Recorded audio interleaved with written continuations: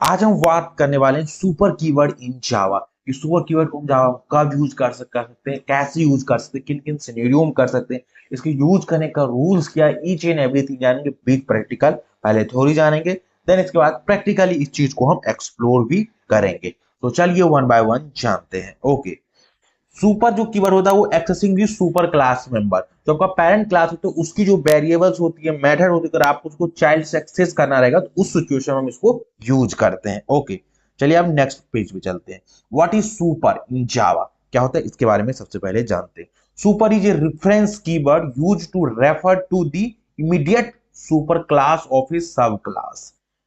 It allows accessing superclass variables and methods and calling superclass constructor.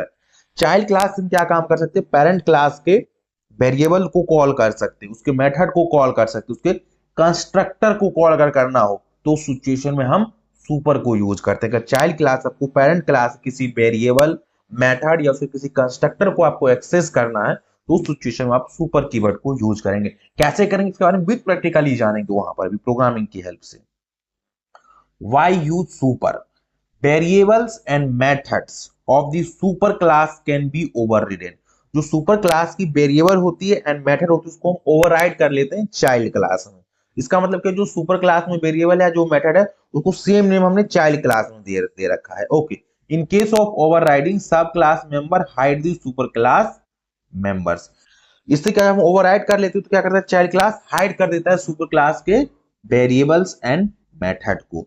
Super provide a way to access super class members even if they are ओवररिडन।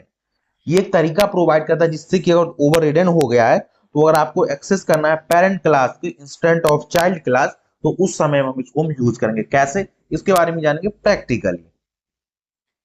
Form of super, क्या कैसे हम इसको use कर सकते हैं। Calling super class constructor, अगर जब अपने को सुपर क्लास के चाइल्ड क्लास से सुपर क्लास के कंस्ट्रक्टर को करना होगा कॉल तो कैसे करेंगे। Super must be the first statement in the sub class constructor.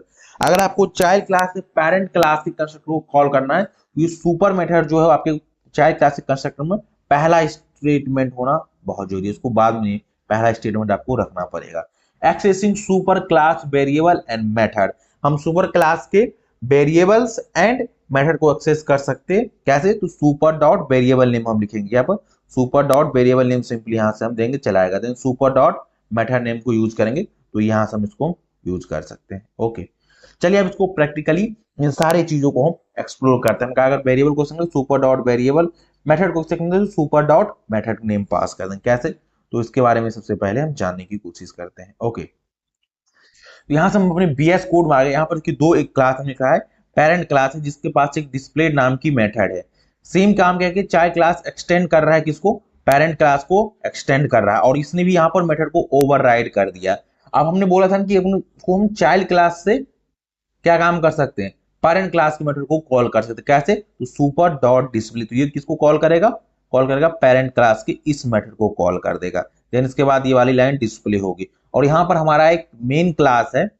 Main class के अंदर हमारा मेन मेथड है, हमने चाइल्ड क्लास की ऑब्जेक्ट को क्रिएट किया, वहां पर सी डॉट डिस्प्ले लिखा, तो ये चाइल्ड क्लास की ऑब्जेक्ट है तो किसको कॉल करेगा, चाइल्ड क्लास बाद जो डिस्प्ले मेथड है इसको कॉल करेगा। जैसे ही लाइन डिस्प्ले होगा तो यहाँ पर लिखा है सुपर डॉट डिस्प्ले, तो चेक करेगा कि सुपर के पास एक मेथड डिस्प्ले है, अगर है तो सिंपली उसके पास जाएगा, उसको कॉल कर देगा, फिर उसके बाद इस लाइन को एग्जीक्यूट करेगा। तो यहाँ क्या काम कर रहे हैं हम, सुपर क्लास के मेथड को एक्सेस कर रहे हैं। ओके, इस तरीके से सुपर क्लास को, उन दोनों का सेम नेम था, यहाँ पर सुपर डॉट डिस्प्ले लिखेंगे तो डायरेक्ट उसको कॉल कर देगा। कैसे, चलिए इसको राइट क्लिक करते हैं, रन एज जावा प्रोग्राम पर सिंपली हम हिट करते हैं। इसको मैं डिबग करके बताता हूँ तो बेटर, ज्यादा आपको अंडरस्टैंडिंग रहेगा इसके बारे में कि काम कैसे बेसिकली कर रहा है। तो यहाँ से उस पर ऑब्जेक्ट क्रिएट होगा, देन इसके बाद यहाँ पाएगा, देन इसके बाद ये वाली मेथड हमारा कॉल होगा और यहाँ पर हम एक डिबग पॉइंट रखते हैं। ओके, राइट क्लिक करते हैं, रन एज डिबग पे जावा एप्लीकेशन पे हिट कर देंगे। ओके, देखिए, और जैसे अपन को पूरा डिबग करके मैं आपको पूरा बताऊंगा जैसे आपके पूरा अंडरस्टैंडिंग आएगा प्रॉपर्ली। ओके, तो स्विच करते हैं डिबग मोड में और वेट करते हैं अपने प्रोग्राम को एग्जीक्यूशन के लिए। तो इन अभी के लिए इन सारी चीज़ों को मैं मिनिमाइज करता हूँ, होल स्क्रीन पे ही रहूंगा, इन सबको भी ब्रेक पॉइंट हमें जहाँ लगा है तो वो एक्सप्रेशन भी अपने को नहीं देखना है। ओके, तो देखिए यहाँ से एग्जीक्यूशन का फ्लो भी यहाँ पर करंट लाइन ये एग्जीक्यूट हुआ, सबसे पहले क्या काम करेगा, तो F6 अभी आपको यहां से प्रेस करना है। ओके, देन यहां से देखिए अभी क्या काम कर रहे हैं, display method C dot display, अभी इसको ये सिंपली यहां से कॉल करेगा। अगेन हम यहां से F6 को यूज करेंगे। ओके, तो इस वाले लाइन को हम डिबग वाले को सिंपली बिलो में रखते हैं तो बेटर हमारे पास रहेगा। इसको बार बार यहाँ पर डिस्टर्ब कर रहा है तो इसको हम बिलो कर दिए। ओके, देन हम क्या काम करें, अगेन मेन क्लास को हम ऊपर का कर दिए, हो को यहाँ रखिए। हाँ, ओके, थोड़ा सा इसको एडजस्ट करता हूँ सबको। चलिए, इसको भी यहाँ से मैं मिनिमाइज करता हूँ, होल हमको कोड ही स्क्रीन पे दिखना चाहिए। देन अगेन हम F6 को प्रेस करेंगे। देखिए अब यहाँ पर डिस्प्ले मेथड को कॉल किया, डिस्प्ले बाद सबसे पहले सुपर इसको वाले को कॉल किया। देन यहाँ से ये सबसे पहले इसको कंसोल पे है तो देखिए आपको यहाँ सबसे पहले ये दिखेगा, तो कंसोल पे देखिए कुछ भी प्रिंट होगा, जैसे अभी ये लाइन एग्जीक्यूट होगा देन F6 देंगे तो देखिए पेरेंट डिस्प्ले कॉल हो गया। देन ये मेथड का कॉल ओवर हो गया। अगेन कंट्रोल कहाँ चलाएगा, इस F2 12 लाइन पे चलाएगा। 12 लाइन पे आने के बाद क्या काम करेगा, अगेन मैसेज को प्रिंट करेगा। देन यहाँ से इसका एग्जीक्यूशन ओवर हो गया, मेन मेथड के बाद ओवर चले तो इसको बाहर चलाएगा। तो इसका ऐसा ओवरऑल एग्जीक्यूशन था, एप हम बाहर चले आते हैं। तो इस तरीके से कॉल किया हमने, चाइल्ड क्लास को ऑब्जेक्ट किया, चाइल्ड क्लास का मेथड जो था उसको कॉल किया, उसने यहाँ से सुपर को मेथड को कॉल कर दिया। तो इससे हम क्या काम करते हैं, सुपर क्लास के मेथड को कैसे एक्सेस करेंगे ये हमने यहाँ पर जाना। ओके, मैं बोला था कि सुपर डॉट मेथड नेम लिखेंगे तो सुपर क्लास के कॉल को कॉल करेंगे। दूसरा क्या है कि अपने को एक्सेसिंग सुपर क्लास वेरिएबल। अब यहाँ पर देखिए पेरेंट क्लास इसके पास नम नाम की वेरिएबल है और चाइल्ड क्लास उसके पास भी नम नाम की वेरिएबल है। अब दोनों वेरिएबल नेम क्या है, सेम है। अब इनमें से हम किसको कॉल करें, अगर अपने को पेरेंट को कॉल करना है तो कैसे करेंगे, कि हमको बताना पड़ेगा हम पेरेंट को कॉल कर रहे हैं, चाइल्ड क्लास नहीं कर रहे हैं। तो सिंपली लिखेंगे सुपर डॉट नम, तो क्या काम करेगा, सुपर क्लास के वेरिएबल को कॉल कर देगा कुछ ऐसे करके।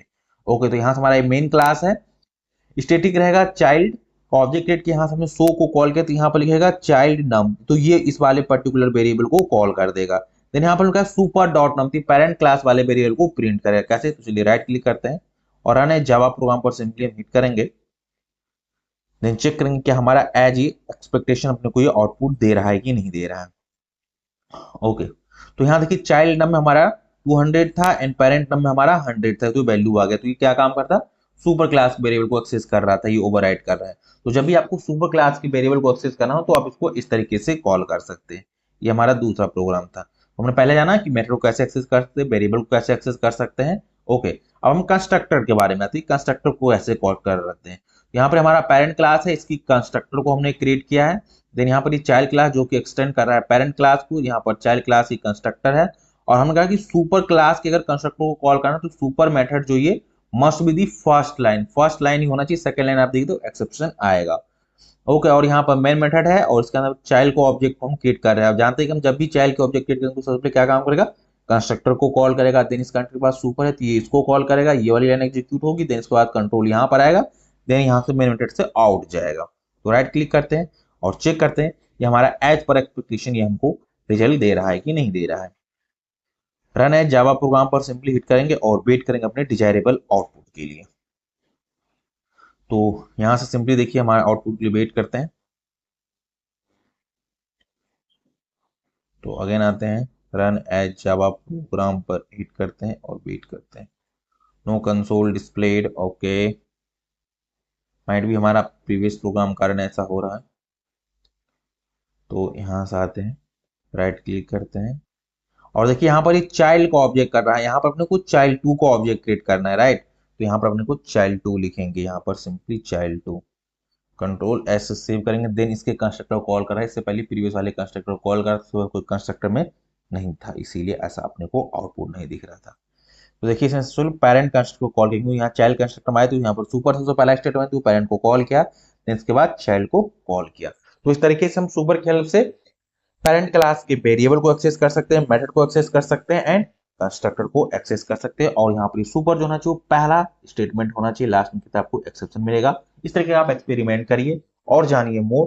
अगर आपके कोई भी कमेंट है, सुझाव है तो आप कमेंट करके हमें बता सकते हैं।